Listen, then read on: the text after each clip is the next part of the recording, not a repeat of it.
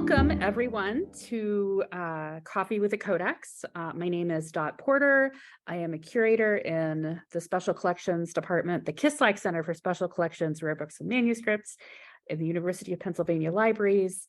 I also split my time with the Schoenberg Institute for Manuscript Studies, which is a research and development group in the Kislak Center that focuses on pre-modern manuscripts for the most part.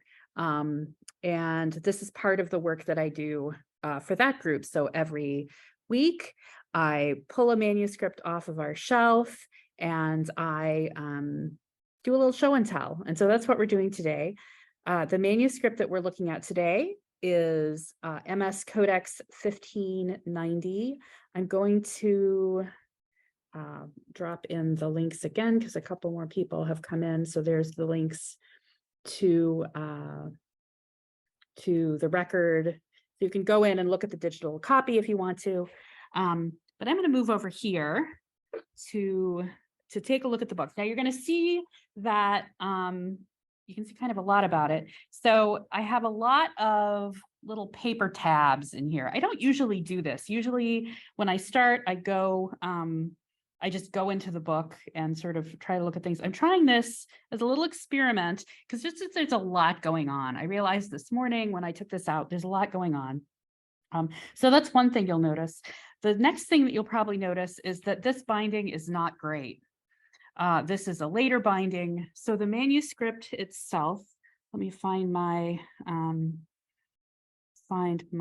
information. So the manuscript was written, and you'll see it in a minute, was written sometime between 1275 and 1325 in Lyon in France. So it's a really like medieval book, but the binding is a lot later. The binding is 17th or 18th century calf over pasteboards, and it has some issues. Actually, when I requested it, it was down in conservation because they're looking at doing some rebinding.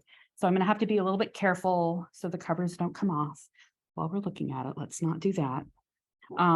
So let's go ahead and take a look inside. So what is this? It's an antiphonal or an antiphonary. And what that means is that it contains the antiphons for the hours of the day, for the hours of the year.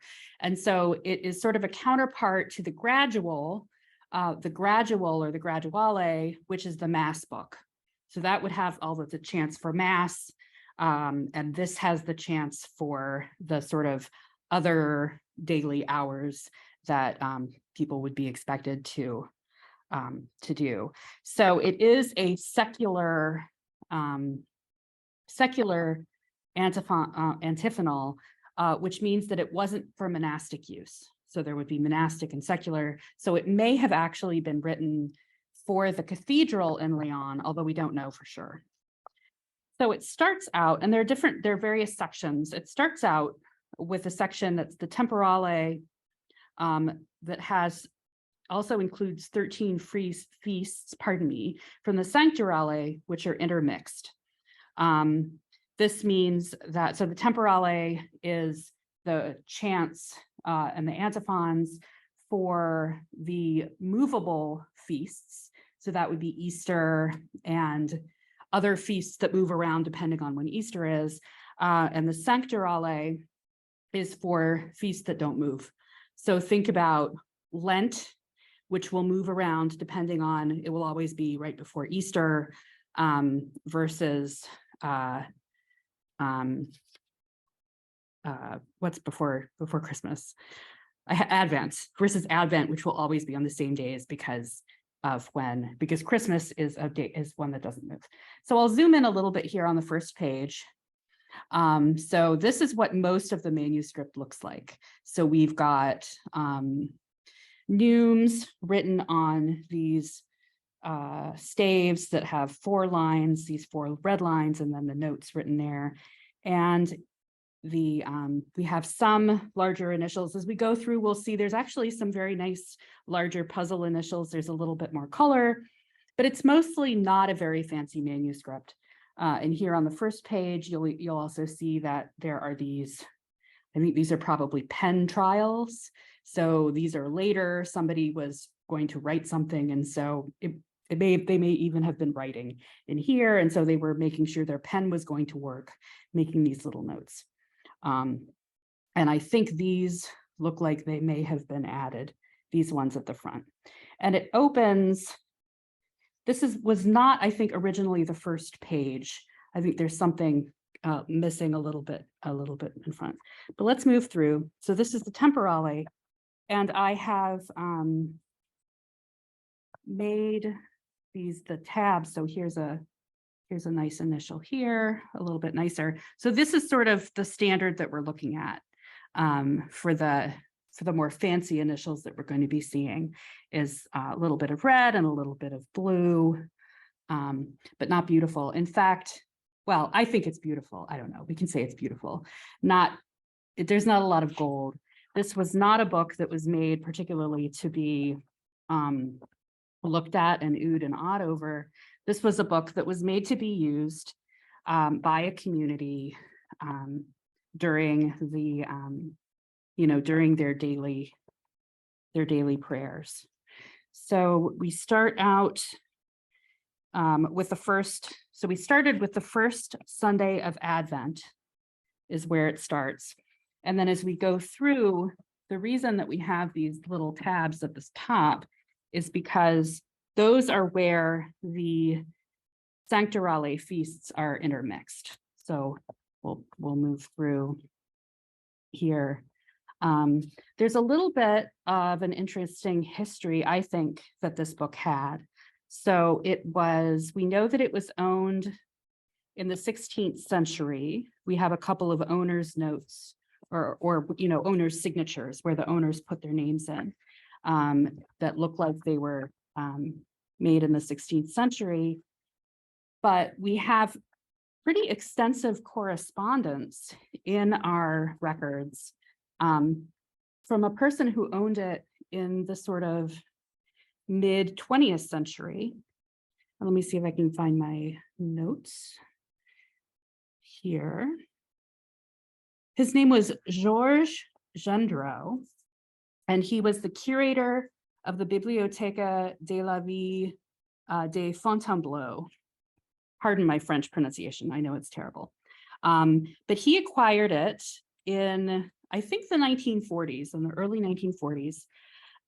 It was going to be sold to a company that made cigar boxes, and it was going to be used to line cigar boxes, because what else, it's not beautiful, so what else are you going to use it for? So he bought it and he took it into his library, and he, from 1945 to 1981, those are the dates that cover this correspondence that we have, he corresponded with various scholars about aspects of this manuscript. So here's one of the nicer initials here on 29 verso. So that's a really nice one. We're still in the temporale here. We haven't hit our first feast, but you can see there's, it's coming apart a little bit here. The parchment is sturdy for sure.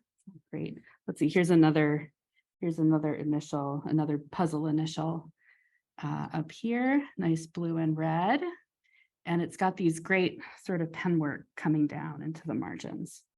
So just a little bit of pretty to break up the music. Let's see. So we're moving through the church year here, and here we get to Saint Agnes. So we've got the day of Saint Agnes here. This is the first one of our Sanctorale chants that we've had, and Agnes is January 21st. So we've moved through Advent, past Christmas, into January, and so there we are. We've got Agnes, and then they're going to start coming more quickly.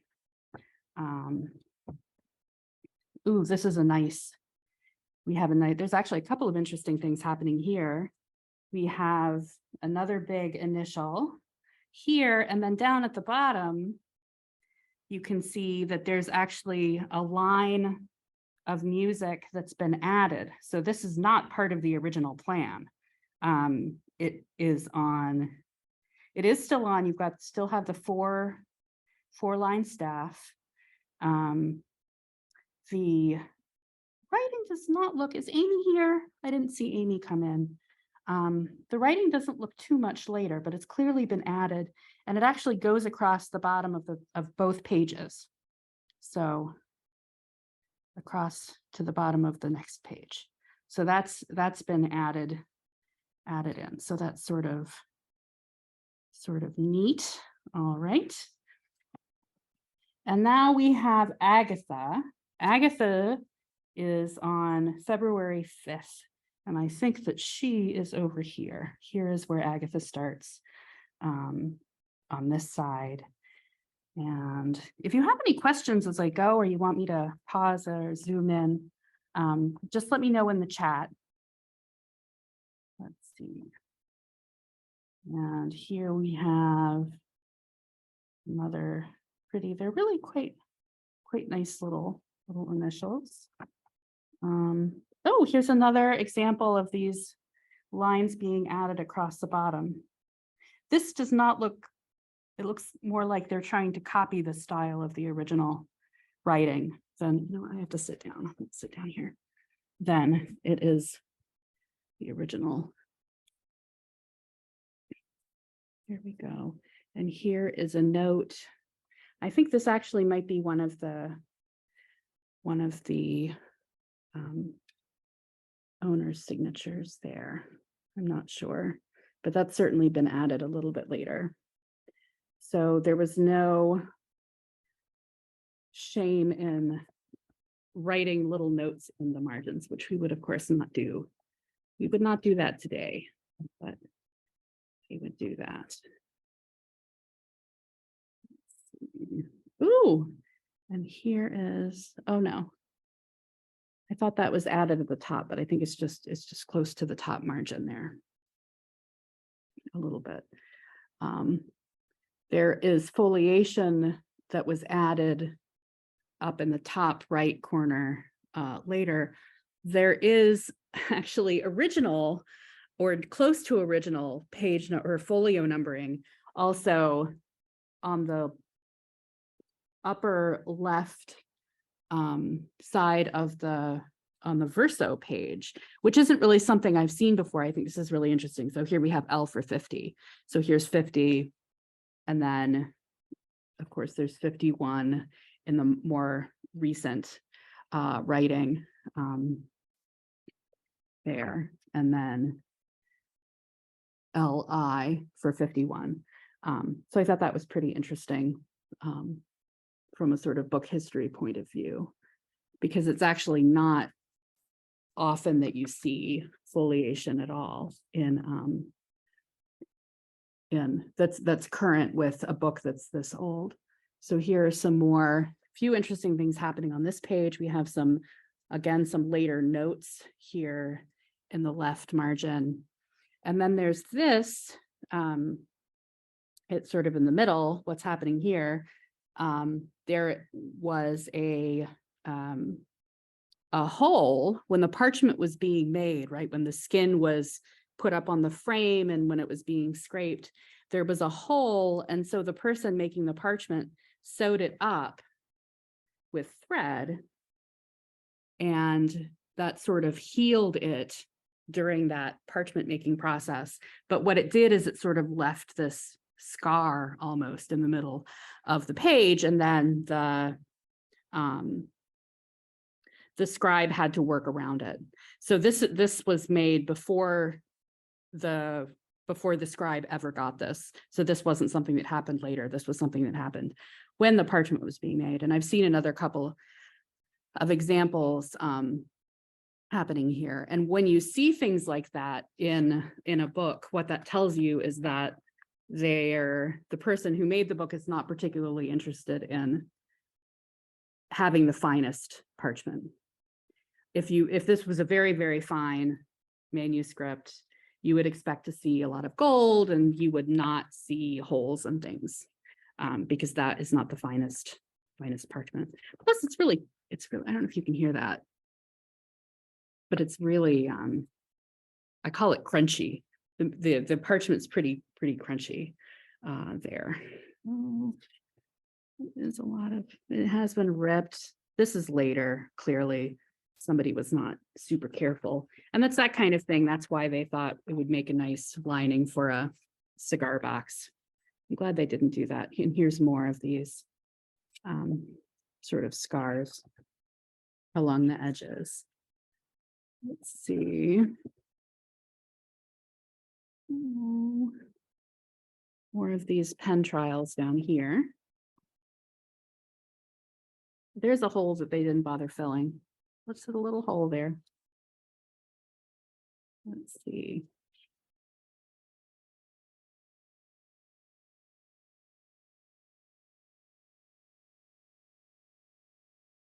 It felt like there were a lot more of these, but they've, oh, look at that. Okay, this is interesting. So this has been sewn up and the thread is still there.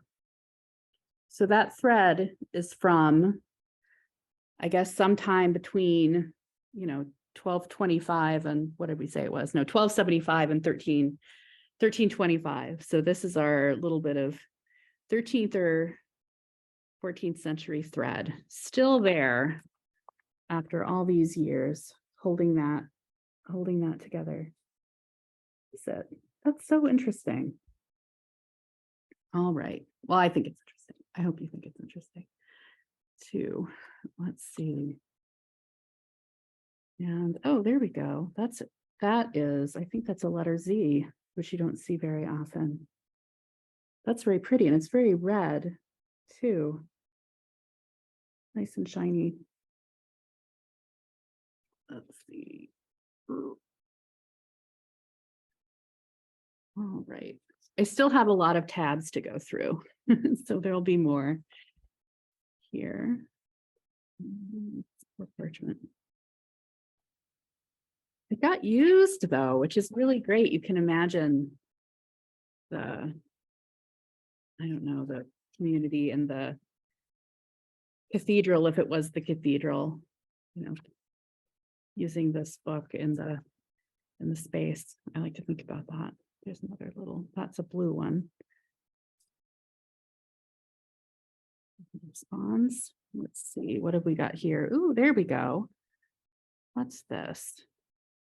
Oh, this is just marked because it's this initial, nice puzzle initial up there. There are another response.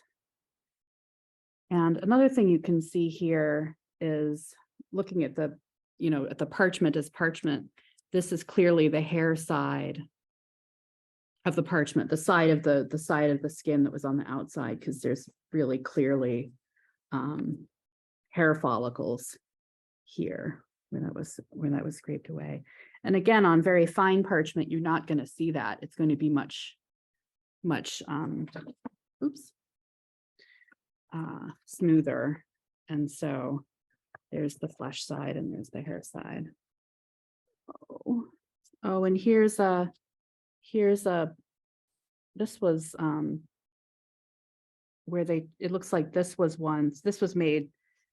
this cut was made after the text was written, and then they've tried to sew it together, and it hasn't really, let's zoom in a little bit, it hasn't held together super well, but you still have the thread there holding that together.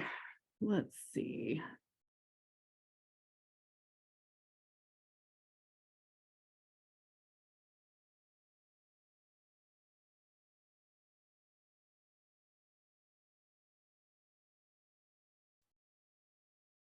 Who's next? Let's get to you. We don't have all day. We're still in the temporale. Okay. All right. So here we have Philip and James over here. I think that's Philip and James starting here. And then there's something that has been added later in the margin and then has been erased. So I'm not sure what that is. And as far as I know, this manuscript hasn't been, despite the fact that it's sort of this interesting, it's the only, let me get this right. It's one of three of these manuscripts that we know, these manuscripts, antiphonals. It's one of three antiphonals that survive from Lyon. The other two are, I think, in Lyon still. So it's one of sort of a limited number of manuscripts of this type from this place. And we also have this great the correspondence about it that I don't think has been really studied. Like, it hasn't been written about very much. So I think there's a lot that you could, if you were looking for a project, there's a lot that you could find. So there's a poor little initial that has been messed with a little bit. That's unfortunate. Let's see who's next. Next is John the Baptist, and it's actually John the Baptist. So he starts here. One of the reasons why it's been located to Lyon, which apparently is very fond of John the Baptist, is because he's here, and he does have, so this initial is part of his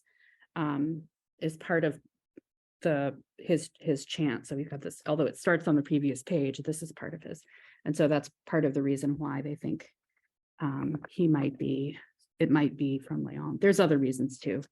So we have John and Paul here. John and Paul share a date. I haven't been giving you the dates. 26th of June. So we're now into June with John and Paul. Remember, we started in Advent. So we started in December. Yeah, December. Peter is June 29th. I think Peter starts over here on the previous page. So there's Peter. And then we have, now they're coming quickly together.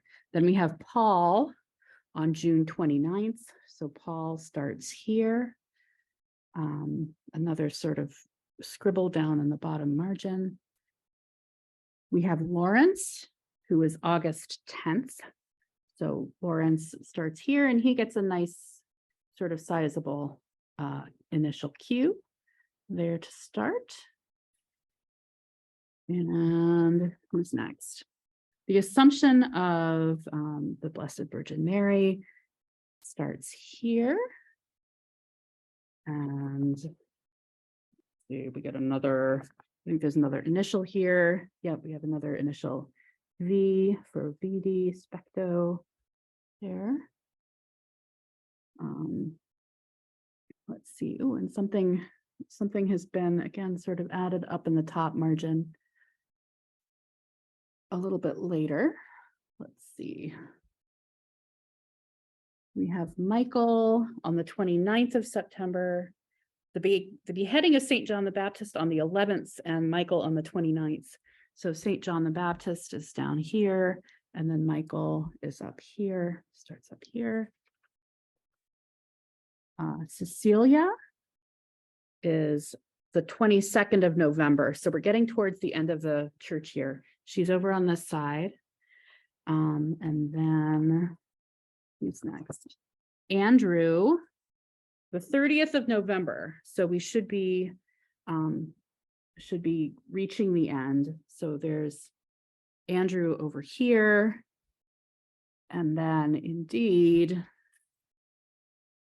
then we get the Common of the Saints. So the whole, really like 3/4 of the start of this antiphonal is taken up with the temporale, with the sanctorale mixed in. So the Common of the Saints is the part of the liturgy that contains texts common to an entire category of saints. So there's prayers for the Virgin Mary, the apostles, the evangelists, martyrs, etc. And so that is, so that's what we have starting here. I think it's on, yep, just starting right here. So there's no big initial to introduce it. It just sort of comes up. And you can see again, here's another cut that has been, it looks almost like tape. I hope that's not actually tape.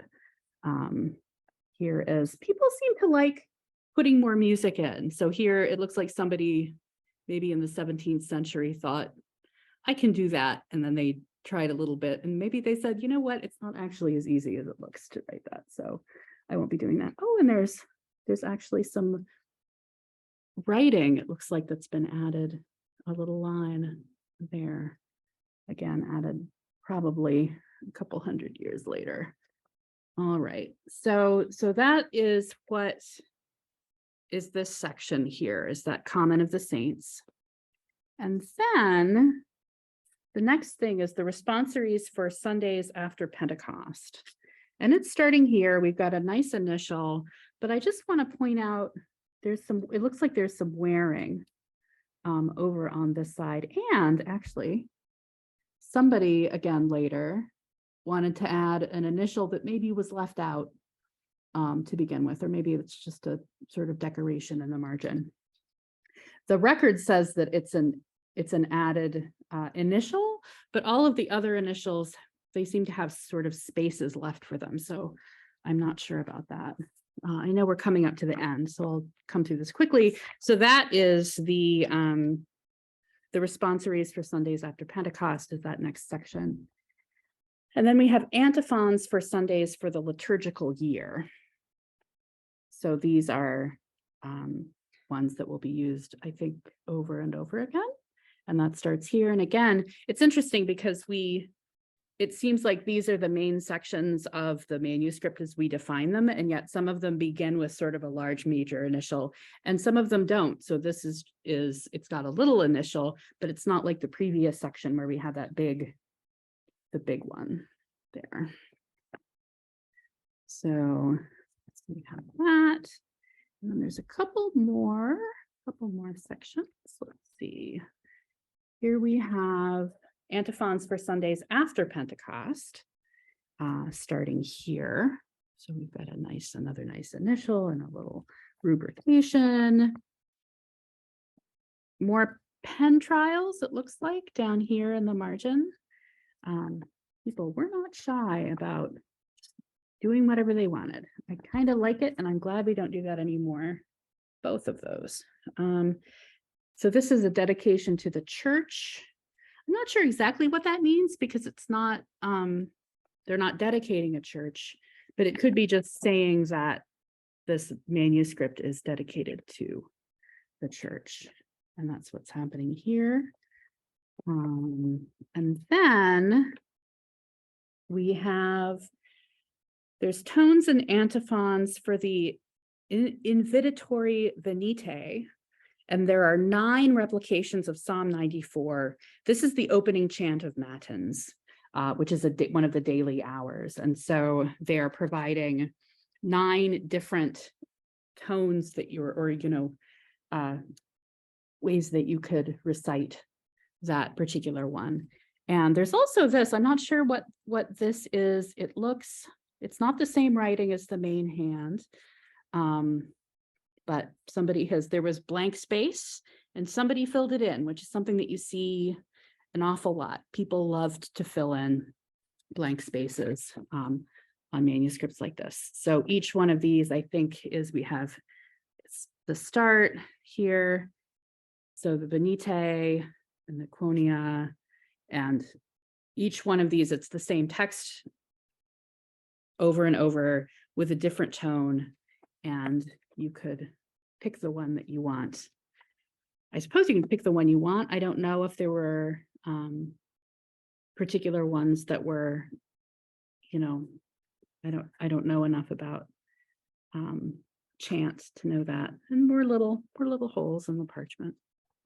And that is the end. So this book contained everything that you would need to chant your way through the church year in the 14th century, late 13th, early 14th century. And it is 1231.